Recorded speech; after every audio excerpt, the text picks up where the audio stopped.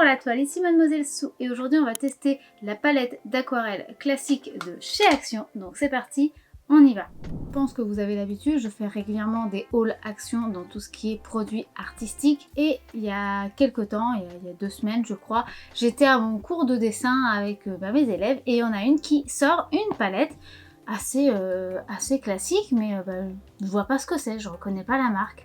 Du coup je lui demande d'où ça vient et elle m'explique que ça vient de chez Action. Et je lui dis mais genre le Action qui est juste à côté là? Elle fait oui. Ni une ni deux, à la fin du cours je pars à Action et je vais m'en acheter une parce que je ne l'avais jamais vue dans les Actions auxquelles je tourne. Et vous savez très bien que chez Action, ça va dépendre des arrivages qu'il y a près de chez vous. Et donc moi, ça n'était jamais arrivé à côté de chez moi. Donc là, je l'ai vue, j'ai sauté sur l'occasion pour la tester et vous dire ce que ça vaut, si ça vaut le coup de se lancer ou pas. Première chose, on va parler du prix. Son prix est de... J'ai l'impression d'être aux awards où je vais dire qui est le gagnant. Son prix est de 1,99 €. Il faut bien admettre que les palettes d'aquarelle, quand on les achète dans des magasins spécialisés en art créatif, c'est pas du tout ces prix-là. Hein. Ça, c'est le prix d'un godet quand on a de la chance et que c'est en promotion. La palette est composée de 18 godets, donc étant donné qu'un godet vaut à peu près ce prix-là dans les marques quand on est en promotion, là, c'est le prix pour 18. Alors, je peux pas vous dire par contre la quantité parce que ce n'est pas écrit sur la boîte. Je vous remonte la boîte, elle ressemble à ceci. Donc voilà, ça ressemble à ça. Franchement, ça dénote pas, c'est assez classique, c'est assez simple. Je vous la montre en vrai une fois déballée. Donc voilà, c'est un packaging en plastique assez simple, hein, très léger d'ailleurs. Et quand on l'ouvre, on a donc la palette. Alors je fais attention au pinceau. Donc comme vous pouvez le voir, il y a la palette ici. Il y a ici un espace palette pour pouvoir faire ses couleurs. Donc d'ailleurs vous voyez que là il y en a déjà qui ont été faits vu que j'ai déjà testé. Il y a le petit pinceau. Alors bon, on va voir ce qu'il donne ensemble. Mais bon, ça reste un petit pinceau en synthétique. Mais pourquoi pas, moi je ne vais pas cracher sur du synthétique. Vous savez très bien qu'est-ce que j'en pense. Et là vous avez donc les godets. Et il y a à peu près toutes les couleurs de base pour commencer, débuter les couleurs, la colorisation. Il y a les 2 bleus, donc un bleu chaud, un bleu froid. Il y a 2 rouges, donc le rouge et le magenta. Et il y a le jaune, l'orange, le blanc et le noir. Si vous ne savez pas de quoi je parle, je vous ai fait une vidéo sur la colorimétrie qui vous expliquait les bases de la couleur. Donc je vous mets un petit lien juste au-dessus, donc n'hésitez pas à aller voir. Mais en tout cas, le pinceau a décidé de se faire la malle. Mais en tout cas, là, franchement, c'est plutôt pas mal, en tout cas au niveau du choix des couleurs. Je trouve qu'il y a pas mal de choix de vert. Donc peut-être que j'aurais enlevé un vert pour mettre une teinte peut-être de rose différent ou de violet différent. Parce qu'il y a quand même 3 teintes de vert. Et bon, voilà, je suis pas sûre que ce soit vraiment le meilleur des choix. Mais en dehors de ça, il y a 2 teintes de gris. Un chaud, un froid, il y a 2 marrons, un chaud, un froid, il y a 3 bleus, dont un bleu beaucoup plus laiteux, avec vraiment un bleu bien plus sombre. Franchement, c'est assez intéressant. Après, est-ce que les couleurs sont profondes? Est-ce qu'elles sont sombres? Est-ce qu'on va pouvoir réussir à faire des gros contrastes? Ça, c'est une autre histoire. Arrêtons de tergiverser et occupons-nous des swatchs. Donc c'est parti, on lance les swatchs. Je commence d'abord par activer mon pinceau car il y a encore ce côté un peu craquant de la laque et je vais faire bande par bande. Donc ici je commence avec le vert clair puis le vert moyen. J'oublie le blanc parce que ça ne sert à rien et je m'attaque au bleu puis au dernier vert, au jaune qui ressemble d'ailleurs vachement au vert clair, le marron, le bleu puis le orange et je m'attaque ensuite à l'autre marron, puis au dernier bleu qui est le bleu laiteux un peu clair, ainsi que le dernier orange. Je fais donc après le gris, le noir et le rouge, et je me rends compte quand même au fur et à mesure qu'il y a quand même des traces qui apparaissent. Je finis avec le magenta, puis le violet. Voilà à quoi ressemblent les swatchs, et sincèrement, c'est plutôt pas mal pour une palette à 1,99 €. Alors, il reste des transparences, il y a quand même des traces de pinceau, il va pas falloir non plus se voiler la face, c'est pas parfait, on est bien d'accord. On est bien d'accord, ce n'est pas parfait, il y a des traces, surtout que je me rends compte que c'est déjà rien que là avec les swatchs que c'est une aquarelle qui va sécher vite, et donc comme elle sèche vite, elle marque vite aussi, ce qui fait qu'elle va tout de suite s'imprégner dans les pores du papier, et à partir de là, pour enlever les traces, c'est un petit peu compliqué. J'ai envie de vous dire, c'est comme beaucoup de produits de chez Action, ils sont moins chers, mais du coup ils sont aussi un peu plus délicats à manier que à manier des produits qui vont coûter plus cher. Forcément, ça joue aussi là-dessus. Une aquarelle, si vous ne savez pas comment ça fonctionne, c'est un pigment qui est mélangé à de la gomme arabique. Alors après, ça peut être différents dosages avec différents produits, des liants ou des stabilisateurs, des choses comme ça en plus pour aider, mais en soi, c'est du pigment avec de la gomme arabique en résumé. Après, bien entendu, ça va dépendre de la quantité de pigment, ça va dépendre de la quantité et la qualité de la gomme, ça peut être aussi par rapport à d'autres liants qu'il y a avec. Et du coup, ça joue énormément sur l'opacité, sur le résultat final de notre aquarelle. Maintenant, moi là, sincèrement, au vu du résultat pour une palette à ce prix-là, je trouve que c'est quand même très encourageant. Mais parce que avant de se lancer dans une illustration, je me suis dit que ce serait bien de tester ce que ça rend en dégradé pour justement voir ce que ça peut rendre, vu que j'avais quand même quelques soucis par rapport au traçage avec le pinceau. Je me suis dit que j'allais tester à côté. Alors déjà, je commence par mettre des bandes de scotch qui permettent d'éviter qu'il y ait des traces un peu partout pour qu'on voit bien l'uniformité de mes dégradés. Je commence en mettant du violet en haut et comme d'habitude, je vais dégrader au fur et à mesure en ne rajoutant bien entendu pas de pigment et je vais remettre de l'eau au fur et à mesure pour faire en sorte que ça soit de moins en moins opaque vers le bas. J'essaye de flouter au fur et à mesure et maintenant je vais laisser sécher. Je m'attaque donc à l'autre dégradé où là il va y avoir une couleur de bleu et le violet qui d'ailleurs vous voyez au début est assez bleuté et au fur et à mesure devient rose parce que c'est vraiment les deux mêmes violets qu'il y a. Et bien entendu maintenant donc pour ce dégradé là je floute entre deux en faisant des va-et-vient vers le bleu puis vers le violet et là j'essaie de réunifier, de flouter pour qu'il y ait le moins de traces possible. Je vais laisser sécher et je m'attaque à un dernier test qui est de mélanger des couleurs ensemble. Donc je vais rester sur du violet en mélangeant du magenta et du bleu. Donc je commence pareil avec un dégradé juste pour voir ce que ça peut rendre. Mais le but c'est juste surtout de voir si le mélange des pigments est cohérent. Donc voilà, donc je fais un petit dégradé que je vais laisser sécher également. J'enlève bien entendu mes scotch pour qu'on puisse voir le résultat. Donc voilà ce que ça donne. Et là, vous voyez, on arrive quand même à avoir des dégradés intéressants. Alors, j'avais beau essayer de charger ici, j'ai pas réussi à charger beaucoup le violet sombre. Par contre, là, j'ai quand même plus réussi. Mais il est quand même très très rose. Et par contre, voilà, en mélangeant avec du bleu, par contre, là, j'ai réussi à avoir un dégradé qui se forme. Et c'est quand même plutôt pas mal. Après, les pigments ont tendance à quand même à moins s'unifier. Donc ça a tendance à, voilà, comme là ça se voit, à garder des traces sombres sur les côtés. Ça a tendance à garder des traces de pinceau. Et j'ai changé de pinceau en cours de route en prenant un pinceau à poil naturel, qui est un pinceau spécial pour aquarelle de chez Raphaël, qui est un petit gris. Parce que justement, je voulais être sûre que ce n'était pas le pinceau qui était en cause, mais bien l'aquarelle qui était en cause de ces traces. Là, étant donné que j'utilise ce pinceau-là, je peux vous dire que c'est l'aquarelle qui est en cause. Mais voilà, hein, ça reste très minime, nous sommes d'accord, ce n'est pas non plus quelque chose de dramatique. Mais c'est important de le noter car ça va être des choses qui vont être un petit peu plus délicates à manier, donc il faut bien y penser quand vous allez travailler. Là ici j'ai essayé de mélanger deux teintes, donc du bleu et du rose, pour obtenir un violet un peu plus froid, étant donné que j'ai un violet qui est très très chaud, qui tire vers le magenta, c'est-à-dire un peu la couleur de mes cheveux quoi.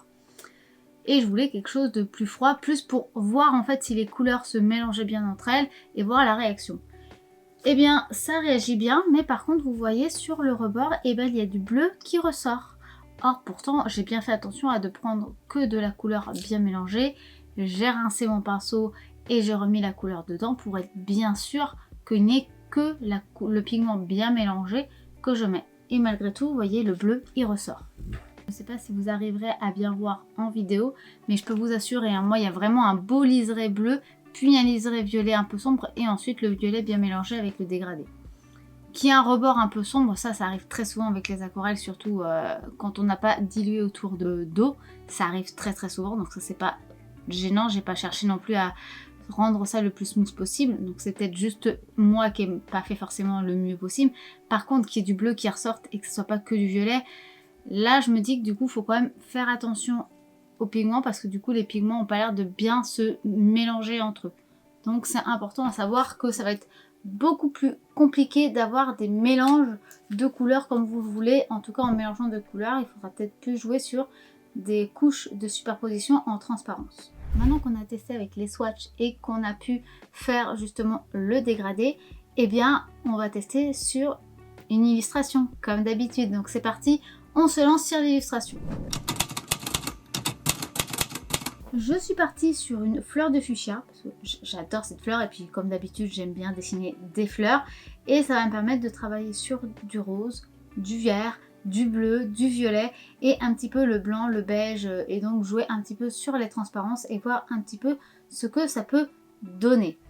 Donc je commence déjà par tendre mon papier avec du scotch de masquage sur une planche cartonnée. J'utilise un papier Canson 200 grammes, donc un papier vraiment papier aquarelle, mais pas trop épais justement pour que tout le monde puisse savoir si c'est cohérent même avec un papier pas trop épais. Et je vais commencer par le fond. Donc j'ai humidifié mon fond et maintenant je vais rajouter des petites touches de couleur, donc du magenta un petit peu plus intense, du vert, alors que pourtant ce sont des complémentaires, mais voilà, le but c'est juste d'amener des petites nuances et de ramener voilà un petit fond coloré pour ne pas avoir trop de blanc. J'ai laissé sécher mon fond et maintenant je m'attaque aux feuilles. Donc là je mets d'abord le vert et je vais essayer de faire un aplat, mais c'est vraiment pas évident. D'ailleurs même juste là moi je vois encore les traces en regardant à la caméra ma voix off et pourtant j'essaie de flouter mais ça veut pas. Donc j'ai bien compris qu'il va falloir que je rajoute pas mal de textures, donc des ombrages, donc c'est ce que je fais. Je rajoute déjà du vert sombre et je rajoute ensuite un vert beaucoup plus jaune pour ramener de la lumière et essayer de reflouter les traces qui étaient visibles et ramener un dégradé pour que ça soit moins dérangeant par la suite. Je m'attaque maintenant aux pétales pendant que les feuilles sèchent et je vais donc commencer par faire les extrémités des feuilles en rose, enfin celles qui sont le plus sur le dessus en rose très intense et les autres seront un petit peu moins intenses avec d'autres nuances de couleurs. Maintenant que j'ai fait ma première couche, je vais pouvoir travailler en superposition et ramener des ombrages avec justement un magenta, un mélange un petit peu avec du rouge pour ramener un peu plus d'intensité à mon feuillage. Je remets quand même un petit peu d'eau au milieu pour essayer de flouter tout ça rapidement avant bien entendu qu'il y ait des traces. Et maintenant on va pouvoir s'attaquer aux pétales de la fleur vraiment centrale. Je commence avec un bleu violacé un peu grisé, donc j'ai mélangé tout simplement du bleu, du violet et du gris pour obtenir voilà cette teinte un peu particulière qui va faire l'ombrage de mes pétales. Et puis petit à petit on rajoutera d'autres nuances, mais voilà, il va falloir faire sécher toutes les couches au fur et à mesure pour que ça puisse être cohérent et ne pas trop se tasser. Je pense bien entendu à flouter pour pas que ça fasse des barres, hein. Donc il faut bien penser à mettre de l'eau et à faire un dégradé entre chaque couche pour que avant que ça sèche, pour que justement ça ne se fasse pas de barres pas jolies quoi. Donc je rajoute un petit peu plus de violet parce que je crois que c'était un petit peu trop bleu et maintenant je vais rajouter des nuances plus rosées parce que c'est quand même une fleur qui est rosée. Et pour ça, voilà, je prends du blanc avec un petit peu de rouge, de magenta et si besoin un petit peu de jaune, voilà, pour obtenir ce côté un peu pêche en fait, qui va me servir pour rajouter un peu plus de couleur sur les pétales au niveau de la partie lumineuse, la partie la plus bombée en fait. Et pendant que ça sèche, je m'attaque à faire les étamines, donc les tiges qu'il y a au milieu, là où il y a le pollen de la fleur, donc la partie mâle et femelle de la fleur, que je vais faire en violet et en magenta. Donc je commence avec le violet en très très intense et je rajoute du magenta et pareil, là je vais vraiment sur le godet directement pour amener vraiment une intensité. Et je vais faire la même chose maintenant sur les pétales. Je vais tout simplement prendre le godet pur que j'ai un petit peu humidifié et je vais rajouter des stries pour amener voilà, du volume et de la texture sur chaque pétale. Maintenant que j'ai fait ça, je m'attaque à rajouter un petit peu plus de contour et de contraste sur les pétales du milieu car vraiment elles étaient encore un petit peu trop fades. Donc là j'ai rajouté justement un petit peu d'orange et de magenta que j'ai dégradé ensemble. Comme je trouvais que c'était encore un petit peu pas assez sombre, j'ai rajouté du violet, pareil, hein, toujours intense avec le godet pur pour les pétales du haut. Et là par contre je l'ai un petit peu dilué pour amener encore un petit peu plus d'ombre avec un peu de magenta sur les pétales du milieu. Et bien entendu je n'oublie pas de dégrader pour qu'il n'y ait pas de barre disgracieuse. Quand il y a un petit peu trop d'eau, vous voyez, je reprends mon pinceau en l'enlevant la majorité d'eau et j'enlève le surplus d'eau. Je n'ai plus qu'à rajouter quelques petits détails, encore une fois, pour amener de la texture, pour cacher les petites aspérités des traces qui auraient pu se faire. Donc je remets encore du vert sombre sur ma feuille et je vais rajouter, voilà, 2-3 petites retouches et ce sera bon. Après tout ça, je trouve sincèrement que le résultat est quand même là, c'est intéressant. Je vous montre. Il y a quand même de la pigmentation, il y a quand même un petit peu d'intensité. Maintenant, pour les parties les plus sombres et les plus vives, j'ai quand même dû y aller sur le godet à fond avec vraiment très peu d'eau pour justement récupérer le plus de pigments possible. Ce n'est donc pas des godets et donc des pigments très très sombres et très très intenses. Ça sera donc délicat si vous voulez des choses sombres et des choses vraiment intenses et très contrastées avec cette palette là. Il faudra bien vous dire que ça restera quand même des choses qui auront une intensité comme ça. Ça reste très très beau, mais il faut bien que vous vous disiez qu'il va falloir ça. De plus, pour avoir des aplats et des choses vraiment lisses et sans traces, je pense que là par contre vous allez vraiment avoir du mal. C'est faisable, mais il faut vraiment prendre son temps et je pense que vous aurez beaucoup de mal à avoir pas de traces. Il va vraiment falloir rajouter de la texture, rajouter des tracés, rajouter des petits détails, mélanger les couleurs entre elles pour obtenir le moins de traces possible. Moi c'est comme ça que j'ai fait pour cacher le plus possible les traces sur mes pétales. Alors pourtant vous voyez hein, la taille c'est pas non plus la plus grande des feuilles. Donc si vous prenez un A4 et que vous faites un visage, pensez bien à mettre plein de détails parce que ça va être très compliqué d'avoir des zones vraiment uniformes et avoir des beaux aplats. Je pense que ça va être compliqué. Ma conclusion après ces différents essais, pour son prix, c'est carrément correct. Mais c'est comme beaucoup de produits qui sont peu chers, et bien forcément s'ils sont moins chers, c'est qu'on a enlevé quelque chose. La qualité du packaging, la publicité qui est pas faite et donc du coup ça dépense beaucoup moins d'argent, mais ça peut être aussi la qualité du produit en lui-même. Donc ça peut être la boîte qui est en plastique très légère et vraiment très cheap, même si bon on s'en fiche du packaging, ce qui compte c'est ce qu'il y a à l'intérieur. C'est le fait d'avoir quelque chose d'assez simple, d'avoir un tout petit pinceau et pas un gros pinceau et qui est en poil synthétique. Et c'est aussi le fait d'avoir des godets, donc des aquarelles un petit peu moins intenses, un petit peu moins pigmentées parce que justement ça revient moins cher. Mais après sincèrement pour 1,99€, c'est correct. Vous me demanderez si ça vaut le coup pour une palette qui coûte 25€. Je vous dirais non, fuyez. Pour 1,99€, oui c'est bien, mais je rajoute juste quelques petites nuances en disant faites attention parce que il y a quand même des traces. Je pense que c'est parce que l'aquarelle sèche trop vite, en tout cas très vite, et donc du coup qu'elle a tendance à marquer un petit peu plus le papier. Ça malheureusement c'est le jeu. Si vous le savez et que vous savez comment travailler pour éviter ce genre d'effet, dans ces cas-là il n'y a pas de souci. Pour débuter c'est pas mal, maintenant ce sera beaucoup moins évident à travailler que si vous prenez un produit de première gamme dans le milieu des loisirs créatifs. Moi j'aime beaucoup par exemple Van Gogh qui est considéré comme du moyenne gamme des produits créatifs, mais franchement leur qualité est là et elle est vraiment bonne et ce sera beaucoup plus simple à manier que cet outil là. Mais cet outil reste utilisable, reste maniable. Comparé par exemple aux acryliques que j'ai testé il y a pas longtemps, je vous mets un lien juste ici, sincèrement ça c'est beaucoup plus simple à manier que les acryliques que j'ai testés hein. Donc franchement voilà, ça coûte 1,99€ et c'est bien plus simple à travailler et en plus vous ne vous tachez pas avec ça, vous n'abîmez pas vos vêtements et c'est réactivable puisque c'est aquarellable. Donc franchement par exemple, même si ça n'a rien à voir, c'est mieux que les acryliques ça. L'avantage c'est que ça ne coûte pas cher donc vous pouvez tester par vous-même. Si vous voulez tester et que vous voulez faire tester à quelqu'un que vous connaissez qui a envie de se lancer dans le dessin, dans l'aquarelle, ce genre d'outils ça peut être très bien si vous n'avez pas les moyens d'acheter plus.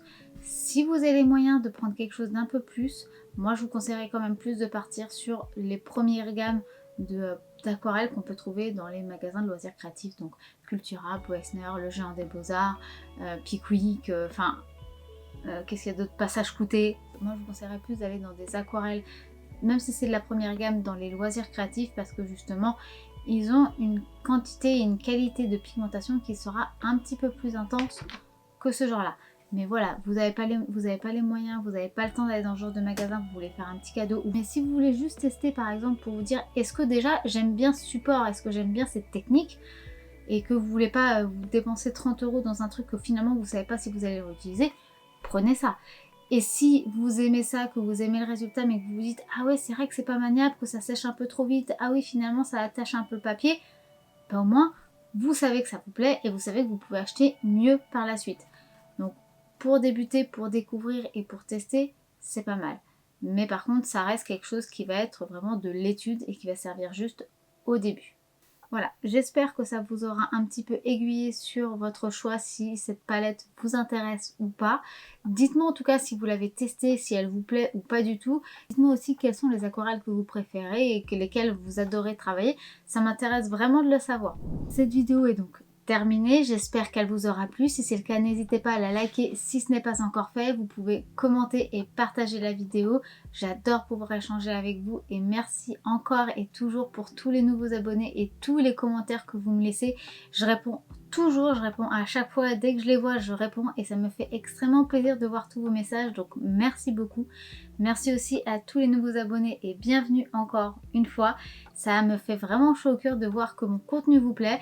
N'hésitez d'ailleurs pas à mettre dans les commentaires aussi les sujets qui vous intéresseraient de voir. Donc si vous voulez des tutos de sujets en particulier comme des personnages, des paysages, des fleurs ou autres, ou des mangas, je ne sais pas. Dites-moi ce qui vous plairait d'avoir en tuto ou en découverte et je les ferai passer en priorité dans ma liste de vidéos à venir.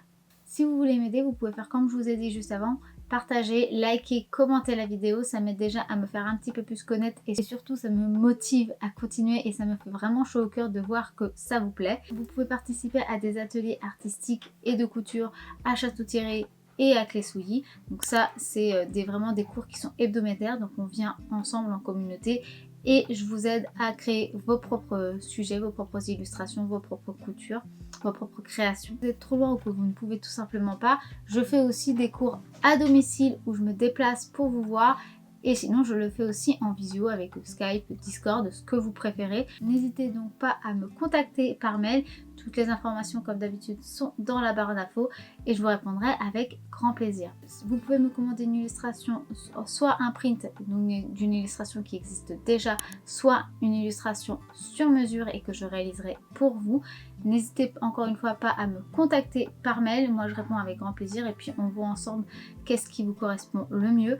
J'ai un site internet mais c'est vrai que pour l'instant il est un petit peu en stand-by parce que le shop a décidé de ne plus fonctionner, mais ça reste toujours viable. Vous me dites les illustrations qui vous plaisent et puis en attendant que le problème soit résolu, moi je vois avec vous ce qui vous plaît. Sur ce, cette vidéo est véritablement terminée, donc moi je vous dis à la semaine prochaine, dimanche midi pour une nouvelle vidéo et je vous fais des bisous. Bye! Il y avait ce petit calepin ici avec les couleurs et leurs noms. J'ai trouvé ça très drôle parce que ça m'a fait penser à comme dans les boîtes de maquillage où on avait les numéros. Ça m'a fait beaucoup rire, vraiment beaucoup rire. Mais bon, hein, j'ai envie de dire, c'est comme d'ailleurs les youtubeuses beauté qui regardent, après ça fait poup. Et voilà. Pour le bonus, vous voyez, je galère pour éteindre ma caméra parce que je n'ai pas encore réussi à faire fonctionner ma télécommande pour éteindre et rallumer la caméra. Yeah. Je suis montée sur ma chaise pour passer dessus de la table pour éteindre parce que du coup j'ai pas le bras assez long pour toucher la caméra.